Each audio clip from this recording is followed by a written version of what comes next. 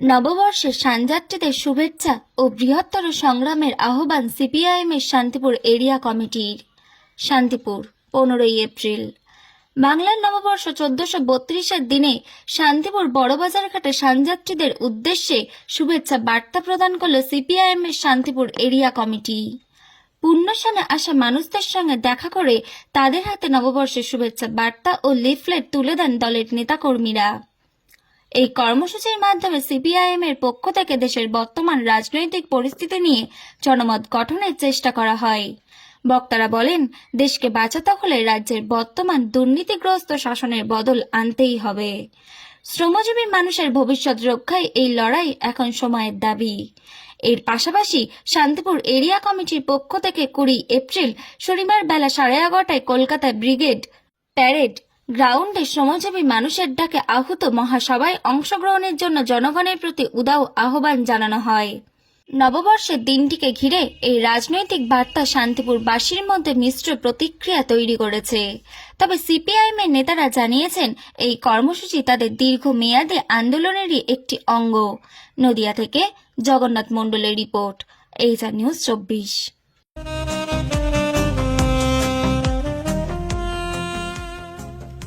সর্বস্তরের ক্রেতা বন্ধুদের শুভ কামনায় বাবা লোকনাথ বাইক পয়েন্ট।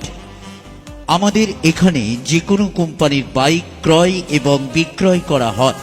অবশ্যই মনে রাখবেন, ফাইন্যান্সের সুব্যবস্থা আছে। প্রোপাইটার দিবাকর দেবনাথ ওরফে বাপি।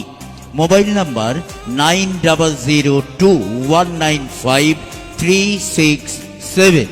আমাদের ঠিকানা 12 নম্বর জাতীয় সড়ক, শান্তিপুর বাইপাস, পাওয়ার হাউসের নিকট, শান্তিপুর, নদিয়া।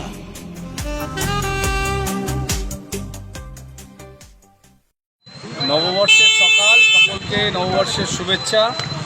আমরা আগামী 20 এপ্রিল যে শ্রমিক, কৃষক, বস্তিবাসী, মজুর, গরিব খেটে খাওয়া মানুষের আহ্বানে যে ঐতিহাসিক ব্রিগেড সমাবেশ অনুষ্ঠিত হতে চলেছে, সেই ব্রিগেডের আজকে আমরা এখানে প্রচার করছি, লিফলেট বিলি করছি।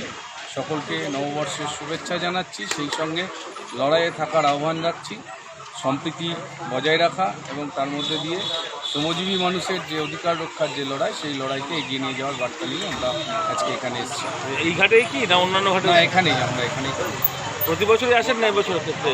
বিভিন্ন সময়ে অন্যরকম প্রোগ্রাম থাকে। এবছর ব্রিগেড আছে, আমরা ব্রিগেডের বার্তা নিয়ে আমরা এসেছি মানুষের কাছে।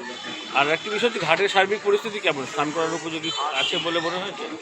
কি বলছেন মানুষজন? ঘাটে তো মানুষের এখানে কিছু ডিস্টারবেন্স আছে। সেই যে ব্যবস্থা এখানে থাকার কথা সেইটা সেইভাবে এখানে নেই। এবং আমি এখনও এখানে একজন বলে গেলেন যে কোনো একটা পশুর মৃতদেহের কোনো একটা অংশ সম্ভবত ঘাটের আশেপাশে পড়ে আছে। প্রশাসন এবং যারা স্থানীয় প্রশাসন আছে, পৌরসভা, এদের এগুলো দেখা অবশ্যই উচিত বলে মনে হয়। পুরসভার পক্ষ থেকে কিংবা শাসক দলের পক্ষ থেকে আপনাদের যেমন ট্রেন দেখা যাচ্ছে, পাশেই বিজেপি দেখা যাচ্ছে, এরকম আছে? সেটা আমি বলতে পারবো না। তো আপনাদের ক্ষেত্রে পাশেই বিজেপি ট্রেন থেকে তেল, সাবান এগুলো দেওয়া হচ্ছে, জল, মিষ্টি বিতরণ করা হচ্ছে। তেল, সাবান, জল, মিষ্টি, ওরা মাংস খাওয়াতে পারে, সেটাতে আমাদের কোনো আপত্তির বিষয় নেই। তারা তাদের যেটা কর্মসূচি, আপনাদের ক্ষেত্রে লিফলেটে দেওয়া হচ্ছে, সেটা আমরা ব্রিগেডের বার্তা মানুষের কাছে ছড়িয়ে দেওয়ার জন্য এসেছি। শ্রমজীবী মানুষের লড়াইয়ের, অধিকার রক্ষার যে লড়াই, সেটাকে মানুষের মধ্যে সেই বার্তা নিয়ে যাওয়ার লক্ষ্যে আমরা এখানে দাঁড়িয়ে। নাম পরিচয়? আমি সঞ্জিত ঘোষ, সম্পাদক, সিপিআইএম শান্তিপুর এরিয়া।